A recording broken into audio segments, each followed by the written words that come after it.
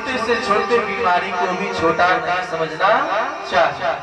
वह छोटे से बीमारी आपको भयंकर रोगी बना सकता है। तो ऋतु के बाद रुज, रुज के बाद पावक यानी अग्नि।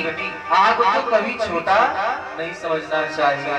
तिल भर के अग्नि का कार्य है कि संसार का ब्रह्मांड को भस्म कर दे, इतनी सामर्थ्य। तो ऋतु रुज अहि का मतलब होता है सांप। सांप को कभी छोटा नहीं समझना चाहिए। तो ऋतु रुज पाप अहि नहीं गनिए छोड़। समय को कभी बर्बाद नहीं करना चाहिए। देखो काल को जो बर्बाद करता है, समय को जो नहीं समझता है, समय का सदुपयोग नहीं करता है, वह मानो अपने हाथ से अपना आत्महत्या रहा है। समय दोबारा लौट करके आने वाला नहीं है।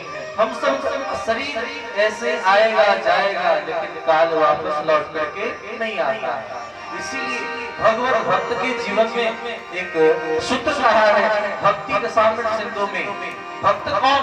जिसका काल अव्यर्थ, जिसका समय एक भी बर्बाद नहीं, जिसने समय का महत्व नहीं दिया, उसका महत्व समय भी नहीं देता है।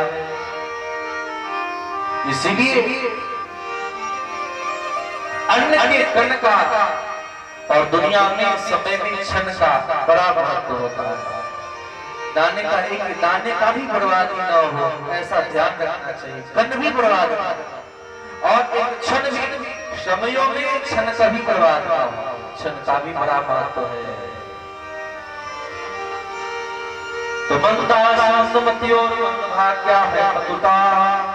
भगवान हरि वेद व्यास रूप धारण करके जीव जगत के कल्याण के लिए एक वेद के 4 वेद बनाए। यानी एक ऋग्वेद था जिससे यजुर, साम और अथर्व 4 वेद तैयार हुए।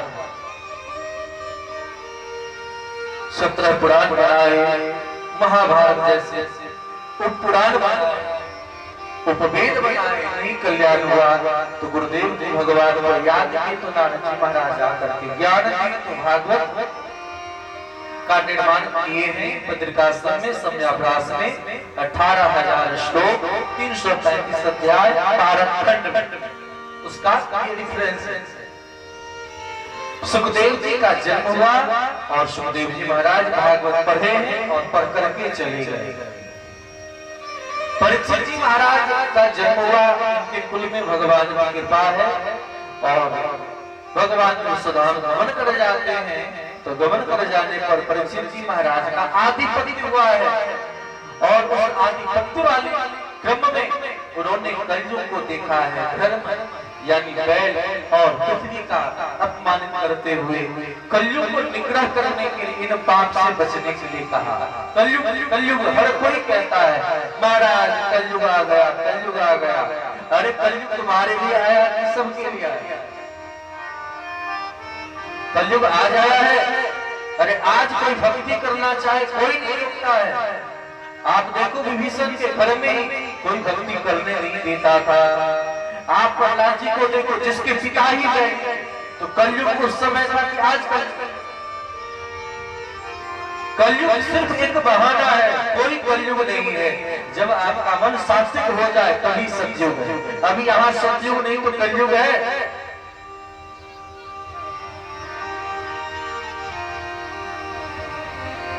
तो रावण और कंस के जिस समय शासन रहा, उस समय द्वापर होते हुए भी कलयुग का आगमन था।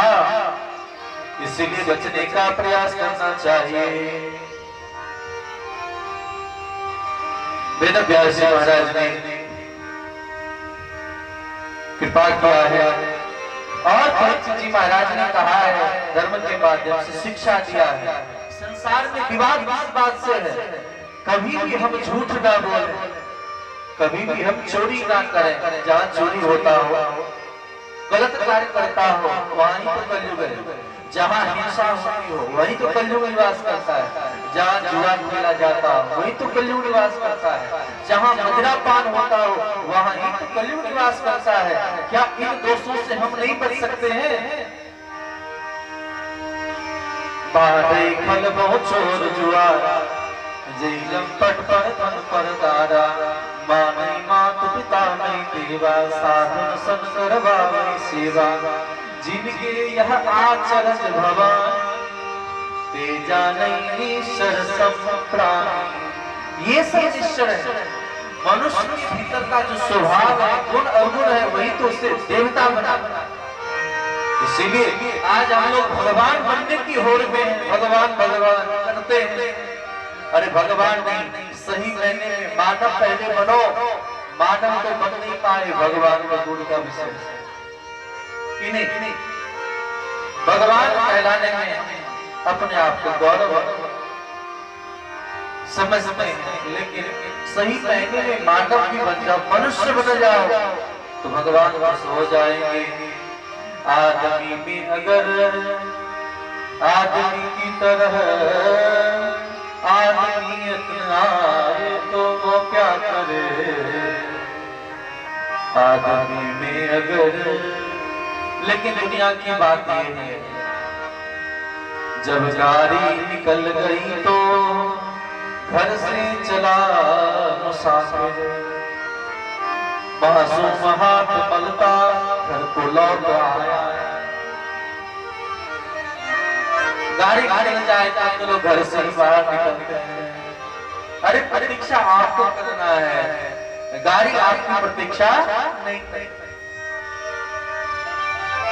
कितने बड़े समाज में हम लोग मूर्ख हैं। मैं आप लोग की बात नहीं करता, समस्त मानव की बात मैं करता हूँ। कितनी बड़ी मूर्ख हम लोग हैं। जब किसी की जन्मदिन आए तो लोग मोमबत्ती बुझाकर जन्मदिन मनाते हैं, हैप्पी बर्थडे मनाते हैं। अरे उस दिन तो दुखी हुई, मेरा इतना समय बहुमूल्य समय चला गया। और कहते हैं कितना उम्र हम सबका है, इतना उम्र के हम हो गए कि नहीं। कहते उम्र बढ़ रहा है, उम्र बढ़ रहा है कि घट रहा है। उम्र तो घट रहा है, लेकिन बड़े खुशी पूर्वक हम लोग मोमबत्ती बुझा बुझा कर हैप्पी बर्थडे टू यू।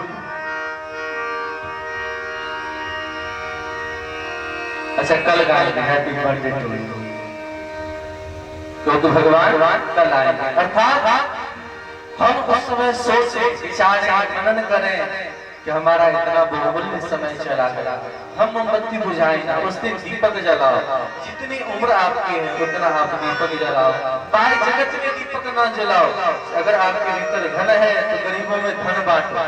मोमबत्ती को क्यों बुझाते हो, गरीबों को कुछ दो।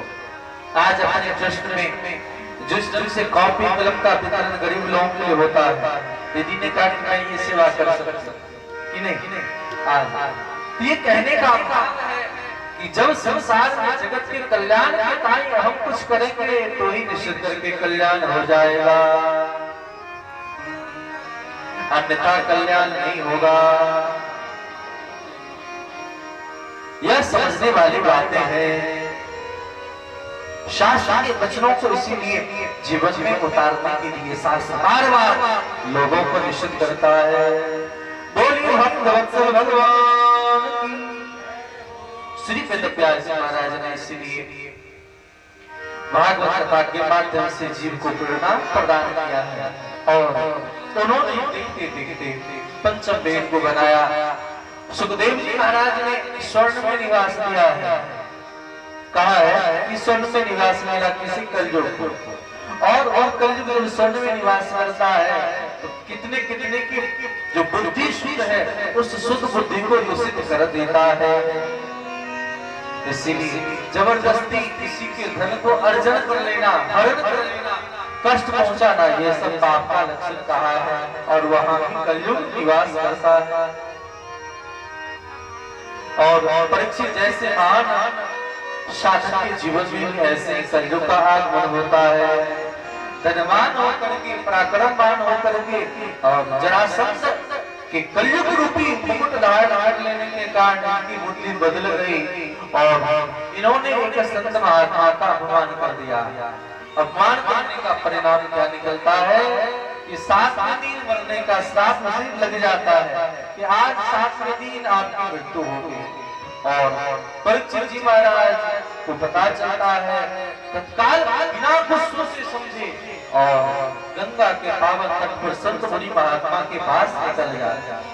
इसलिए कहा गुरु गृह देह गयऊ तुर मही पाला।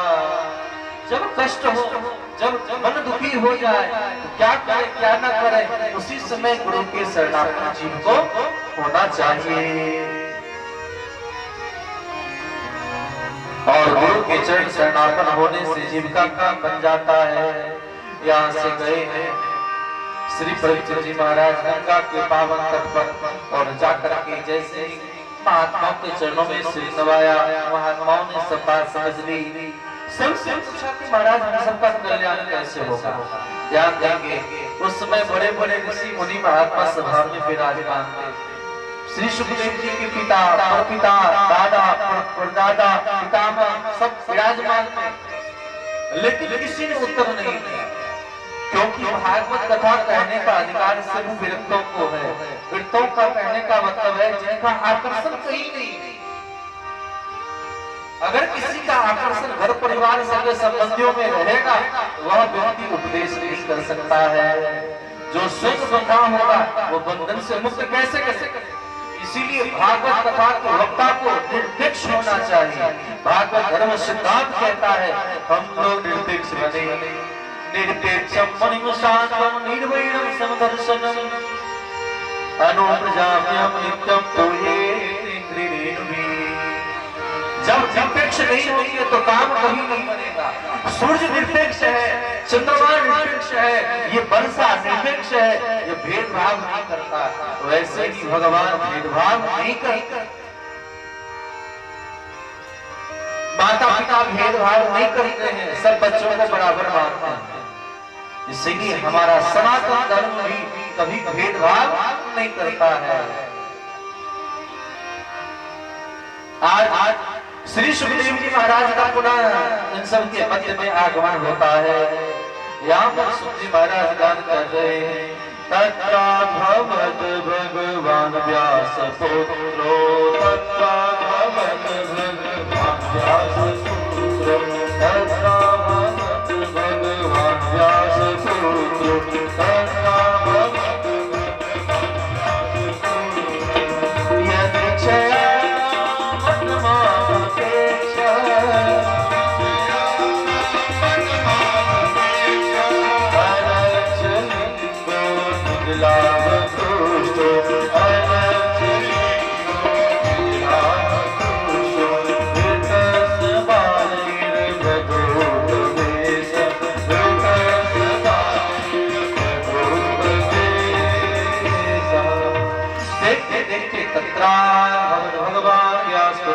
देखते देखते भगवान आज सुखदेव बनकर के सामने पधारे हैं।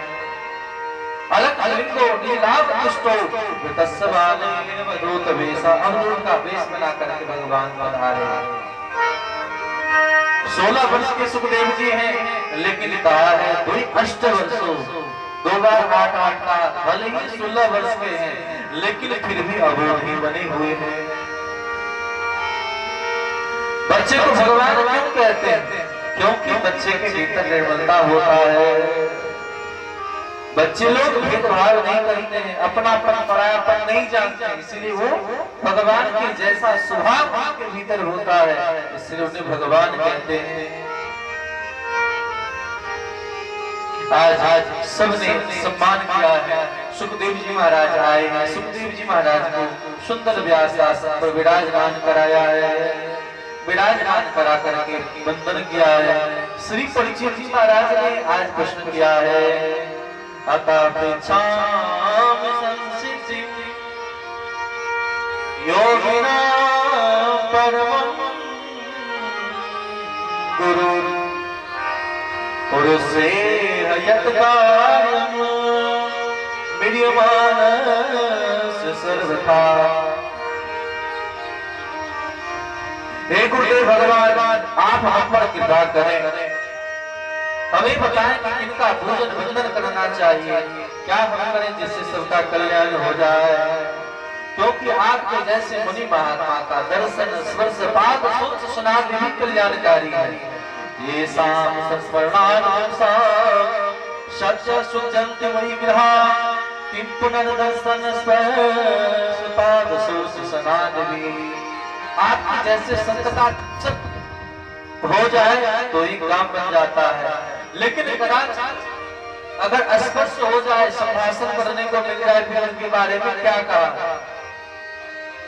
इसलिए आप धन्य हैं, आपके चरणारविंद में हम वंदन करते हैं।